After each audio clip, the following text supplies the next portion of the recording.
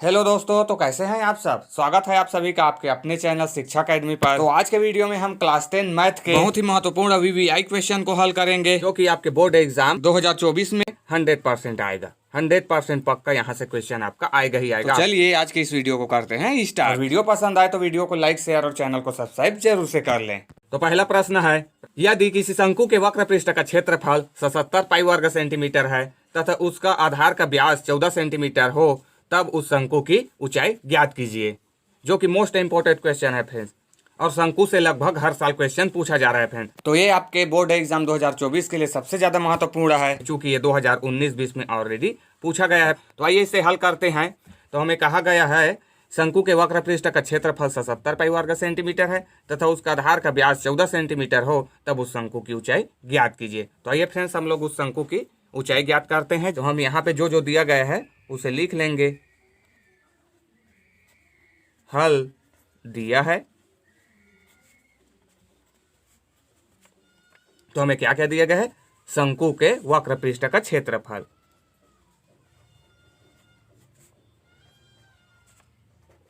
का वक्र पृष्ठ का क्षेत्रफल बराबर जो कि हमें दिया गया है 77 पाई। ये हो गया फ्रेंड 77 पाई, ठीक है। जो कि शंकु का वक्र पृष्ठ, चलो हम ये सबसे पहले इसका चित्र बना लेते हैं।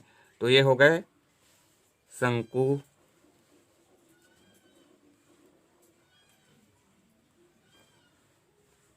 ये इस तरीके से फ्रेंड। शंकु के इस वाले को कहते हैं तिर्यक ऊंचाई फ्रेंड, और तिर्यक ऊंचाई को एल से रिप्रेजेंट करते हैं, ठीक है, तिर्यक ऊंचाई। और ये होता है शंकु का केंद्र, ये हो गया शंकु की त्रिज्या, और यही होता है यही उसका हाइट होगा फ्रेंड। हाइट यानी कि ऊंचाई। तो इसी को हमें ज्ञात करना है कि उस शंकु की ऊंचाई कितनी है। तो ये हो गया हाइट, और ये तो इस ऊंचाई को कहते हैं तिर्यक ऊंचाई, और ये होता है इसका त्रिज्या को हम आर से रिप्रेजेंट करते हैं। ये देखो फ्रेंड, तो इस तरीके से, ठीक है। अब आइए इसी के अनुसार हम लोग अपने फार्मूला में रखेंगे। तो शंकु का वक्र पृष्ठ यानी कि ये वाला फ्रेंड, इसका क्षेत्रफल जो क्या होता है, पाई आर एल, जो कि यही होगा 77 पाई। तो इसमें हमें पाई दोनों पक्षों में दिख रहा है फ्रेंड्स। हम इसे यहीं से काट के इसे थोड़ा सा हल कर लेंगे। ये पाई और ये पाई कट जाएगा, तो हमारे पास क्या बचेगा, आर एल। आर क्या है, त्रिज्या है, और एल क्या है, तिर्यक ऊंचाई है, बराबर 77। यही बचेगा, ये हो गया। और हमें क्या दिया गया है, तथा आधार का व्यास, तथा आधार का व्यास। तो व्यास का 2r होता है, तो जो हो जाएगा 2r इसका व्यास जो होता है वो 2r बराबर कितना दिया गया है, 14 सेंटीमीटर। ये हो जाएगा 14। तो यहाँ से हमें r बराबर मिलेगा 14/2। तो यहाँ से इसे काट के हमें क्या मिलेगा, त्रिज्या बराबर 2 एकम 2, 2 सत्ते 14। तो हमें r बराबर मिला फ्रेंड 7 सेंटीमीटर, यानी कि जो त्रिज्या है वो 7 सेंटीमीटर है, ठीक है। तो यहाँ से हमें त्रिज्या मिल गया। अब त्रिज्या हमें मिल गया यहाँ से, तो इसे हम यहाँ पे रख के एल का मान भी ज्ञात कर सकते हैं फ्रेंड। तो हम रख के, चलो इसे हम नाम देते हैं समीकरण 1, इक्वेशन नंबर फर्स्ट। तो यहाँ से हम क्या करते हैं, समीकरण 1 में आर का मान रखने पर, आर का मान रखने पर हमें ज्ञात करना है फ्रेंड एच, ठीक है ना। एच ज्ञात करना है हमें, आर मिल गया। अब यहाँ से आर के मान को रख के हम एल पहले ज्ञात कर लेते हैं। तो आर का मान रख देते हैं समीकरण 1 में। तो क्या हो जाएगा, आर का मान मिला है हमें 7, तो ये 7 एल हो जाएगा बराबर 77 है, ये हो गया 77। तो यहाँ से एल का मान मिल जाएगा, एल बराबर हो जाएगा 77/7 फ्रेंड। तो चलो ये करते हैं, काट देते हैं, 7 एकम 7, 7 11 77। तो यहाँ से हमें एल का मान भी मिल गया फ्रेंड। एल का मान हमें कितना मिल गया, देखो एल बराबर, तो ये फ्रेंड हमें आर और एल का मान मिल गया, यानी कि त्रिज्या और तिर्यक ऊंचाई। तब हमें एच ज्ञात कर सकते हैं। बहुत आसान है, देखो यहाँ पे क्या बन रहा है, यहाँ पे बन रहा है फ्रेंड एक समकोण त्रिभुज। और समकोण त्रिभुज, तो जैसे ही फ्रेंड समकोण त्रिभुज का नाम आए आपके माइंड में आ जाना चाहिए पाइथागोरस प्रमेय। क्या आ जाना चाहिए, पाइथागोरस प्रमेय। अब हमने एल और आर का मान मिल गया है, तो हम एच तो आसानी से फाइंड कर सकते हैं फ्रेंड। पाइथागोरस प्रमेय यहाँ पे यूज कर लेंगे, एच का मान मिल जाएगा। तो आइए उसी का यूज करते हैं। तो हमें जो कि पाइथागोरस प्रमेय क्या कहता है, किसी समकोण त्रिभुज में कर्ण का वर्ग। तो यहाँ पे कर्ण क्या होगा, एल होगा, यानी कि तिर्यक ऊंचाई। तो ये हो जाएगा फ्रेंड एल का वर्ग बराबर क्या होता है, अन्य दो भुजाओं के वर्गों के योग के बराबर होता है। तो अन्य दो भुजा कौन है, आर और एच। तो यहाँ से हो जाएगा एच धन आर, और क्या होता है, इसका वर्ग होता है। तो ये हो गया फ्रेंड वर्ग। तो यहाँ से हमें एच का मान मिल जाएगा। अब आइए इसी में हमें आर और एल का मान रख देते हैं।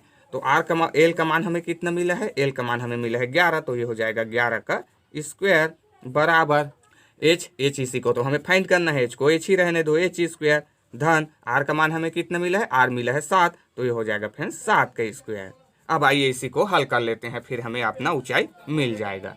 तो यहाँ से क्या हो जाएगा, 11 का स्क्वायर क्या होता है, 11 का स्क्वायर होता है 121 बराबर एच का एच ही स्क्वायर रहेगा धन इसे भी स्क्वायर कर लेते हैं, 7 7 क्या हो जाएगा 49, तो ये हो जाएगा 49। अब क्या करते हैं, एच के मान को ज्ञात करने के लिए हम इसके साथ जो संख्या है उसे पक्षांतर कर देते हैं। तो क्या हो जाएगा, यहाँ से देखिए 121 ऋण ये प्लस में है, इधर लाएंगे तो माइनस में हो जाएगा, 49 बराबर में हो जाएगा एच का स्क्वायर। अब इसे घटा लीजिए फिर, तो 121 में 49 घटाएंगे तो कितना बचेगा, तो ये बचेगा, ये हो गए 11, 11 में से 9 घटाएंगे तो 2, ये बचा है 1 और 1 11, 11 में 4 घटाएंगे तो 7, तो ये हो जाएगा फ्रेंड 7।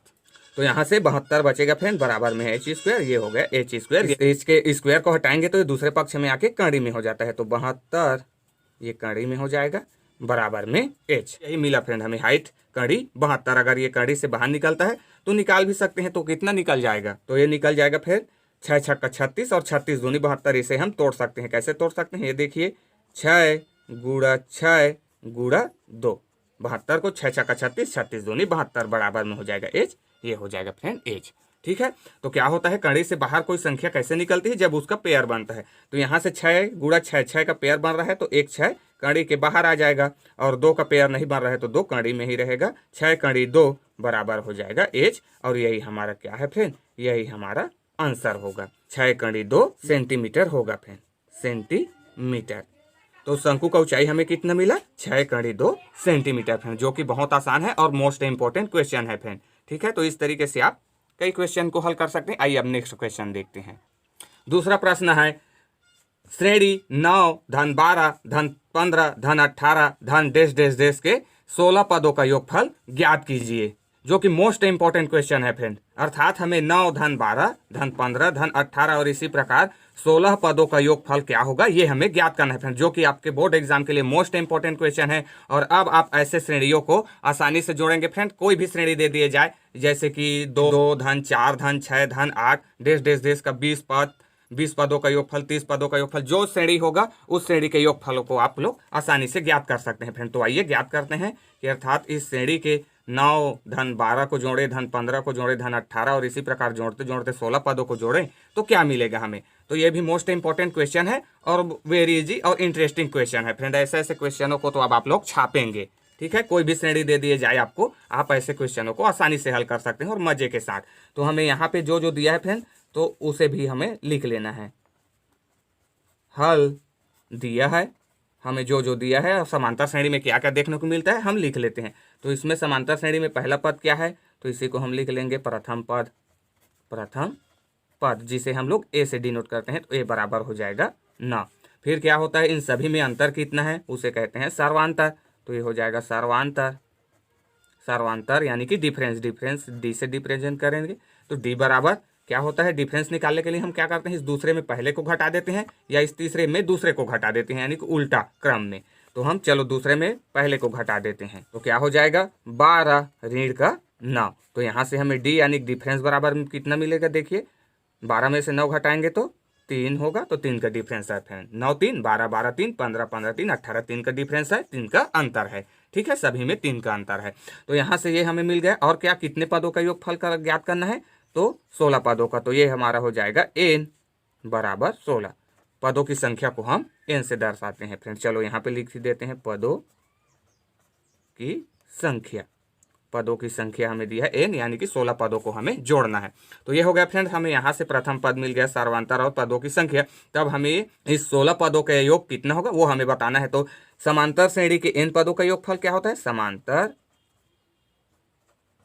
श्रेणी के n पदों का योगफल क्या होता है, वो होता है फ्रेंड एस एन बराबर n/2 ब्रैकेट 2a धन n-1 इंटू डी फ्रेंड।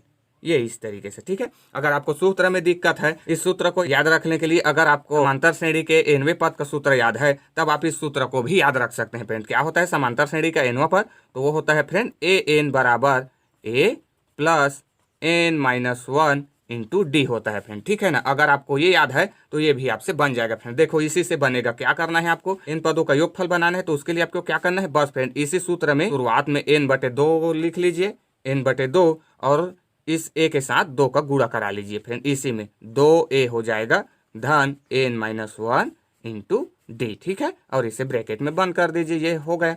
तो अगर आपको ये वाला सूत्र याद है तब आप इसे भी बना सकते हैं फ्रेंड। बस समांतर श्रेणी के nवें पद में क्या लिखना है? n/2 और 2 को a के साथ भी गुणा करके रूप में लिख लेना है फ्रेंड। बस ये हमारा n पदों का योगफल बन गया, ठीक है। तो दोनों ही सूत्र बहुत आसान है। एक सूत्र को याद रखिए, दूसरे सूत्र में आपको n/2 इंटू 2 को लिख लेना है, बस बहुत सिंपल है। तो आइए अब इसी में हम मान रख देते हैं। यही इसका मेन फॉर्मूला है फ्रेंड। अब आप कोई भी श्रेणी ले लीजिए, अपने मन से भी ले सकते हैं या भी जैसा बुक में दिया गया है कोई भी क्वेश्चन ले लीजिए, बस इसमें मान रखते जाइए। ये हमें n पदों का योगफल देता रहेगा, 16, 20 जो भी जितना है, ठीक है। तो आइए इसमें हम अब मान रख देते हैं। तो SN इसी को हमें ज्ञात करना है, SN रहने देते हैं। 16 है तो चलो 16 लिख लेते हैं। 16 पदों का योगफल कितना मिलेगा? n यही दिया है 16, ये हो जाएगा 16/2 ब्रैकेट 2a का मान हमें कितना मिला है? a का मान हमें दिया गया है 9, ये हो जाएगा 9 धन n-1 n कितना दिया? 16, ये हो जाएगा 16 ऋण 1 गुणा d हमें डिफरेंस कितना मिला है? 3, ये हो गया 3। अब आइए इसे हल कर लेते हैं आसानी से। तो ये क्या हो जाएगा? 16 को 2 से भाग देंगे तो यहाँ पे 8 बचेगा फ्रेंड। 2 एकम 2, 2 अट्ठे 16। फिर इसे क्या करते हैं? हल कर लेते हैं। तो ये क्या हो जाएगा? 9 का 2 के साथ गुणा होगा तो 9 दूनी 18, तो ये है 18 धन 16 में से 1 घटाएंगे तो 15 हो जाएगा, और 15 3 के साथ गुणा में है तो 15 तिया 45, तो ये हो जाएगा फ्रेंड 45। अब इसे थोड़ा सा और हल कर लेते हैं। तो ब्रैकेट के अंदर को पहले हल करते हैं। तो ये हो जाएगा 8 ब्रैकेट, इसको क्या करते हैं? प्लस चिन्ह है, जुड़ेगा, जोड़ देते हैं। तो 8 5 13, 13 का 3 हासिल आ गया 1, 4 1 5, 5 और 1 6, तो ये हो जाएगा 63। अब 63 के साथ 8 गुणा में है तो गुणा करा दीजिए, आ गया हमारा आंसर। तो क्या हो जाएगा? 8 ये 24, 24 का 4 हासिल आ गया 2, 8 6 का 48, 48 और 2 50, तो ये हो जाएगा फ्रेंड 50। तो यही हमारा आंसर होगा 504, यही होगा हमारा आंसर। अतः समांतर श्रेणी के 16 पदों का योगफल कितना होगा? 504 होगा फ्रेंड, ठीक है। जो कि मोस्ट इंपॉर्टेंट और वेरी इजी क्वेश्चन है फ्रेंड। और ऐसे ऐसे क्वेश्चन को तो अब आप लोग इंजॉय के साथ और आसानी से ऐसे ऐसे कई समांतर श्रेणी के इन पदों का योगफल अब आप लोग ज्ञात कर सकते हैं फ्रेंड। तो आइए अब नेक्स्ट क्वेश्चन देखते हैं। थर्ड प्रश्न दिया है, बिंदु 6 8 की मूल बिंदु से दूरी ज्ञात कीजिए, जो कि मोस्ट इंपोर्टेंट क्वेश्चन है फ्रेंड। हर साल लगभग ये क्वेश्चन पूछा जा रहा है। आप प्रीवियस ईयर के कोई भी किसी भी साल का क्वेश्चन पेपर उठा के देख लीजिए, आपको मूल बिंदु से किसी बिंदु की दूरी ज्ञात करने के लिए क्वेश्चन दिया गया है, जो कि मोस्ट इंपोर्टेंट और वेरी इजी क्वेश्चन है फ्रेंड। इसमें आपको कुछ नहीं करना है। देखो आपको मूल बिंदु से कहा गया है, मूल बिंदु की 6 8 की मूल बिंदु से दूरी ज्ञात कीजिए। अब अगर आपको हो सकता है इसके स्थान पर 6 8 की जगह 2 4 2 6 जो भी हो सकता है फ्रेंड, तब भी आप लोग ज्ञात कर सकते हैं मूल बिंदु से दूरी, जो कि बहुत ही आसान होता है। क्या करना है आपको इसमें आपको क्या करना है? चूंकि मूल बिंदु को आपको x1 और y1 मान लेना है, और मूल बिंदु क्या होता है? 0 0, तो आपको 0 0 मान लेना है फ्रेंड, ठीक है। अब इसमें आपको क्या करना है? ये हो जाएगा x1 और ये हो जाएगा y1, और उसी प्रकार इस दूसरे बिंदु को आपको मान लेना है x2, ये हो जाएगा y2। अब आपको दोनों के बीच की दूरी ज्ञात करना है, तब आप क्या करेंगे? x2 ऋण x1 इन दोनों का स्क्वायर कर लेंगे धन y2 माइनस y1, इसका भी स्क्वायर कर लेंगे फ्रेंड, और इसे आप कैंडी में ही रख सकते हैं। ये इस तरीके से बस इसी में रख दीजिए, आंसर आ गया फ्रेंड, ठीक है। और सिंपल चाहते हो तो और सिंपल करना चाहते हो तो और सिंपल में क्या कर सकते हैं फ्रेंड? आपको कुछ नहीं करना है, बस जो भी बिंदु दिया गया है उन दोनों को आपको वर्ग करके जोड़ देना है फ्रेंड, बस, ठीक है। इन दोनों को आपको डायरेक्टली आंसर चाहिए तो क्या करेंगे? इसका और इसका वर्ग करके जोड़ दीजिए और कड़ी के अंदर में लिख लीजिए फ्रेंड, बस आपको आंसर मिल जाएगा। जैसे कि इसी के, या फिर आपको और कोई अन्य बिंदु दे दिया है 2 4, या फिर दिया गया है 2 3, तो इन सभी को आपको क्या करना है? मूल बिंदु से कहा जाए तब आपको कुछ नहीं करना है। क्या करना है? इस 2 के साथ एक बार 0 कर लीजिए और इसका वर्ग धन 3 0, इसका वर्ग कर लीजिए और कड़ी में ले लीजिए फ्रेंड, बस। अब इसी को आपको हल करना है, तुरंत हल फ्रेंड, जो कि बहुत ही आसान है, ठीक है। और भी इसका शॉर्ट मेथड चाहते हो तो मैंने क्या कहा आपको?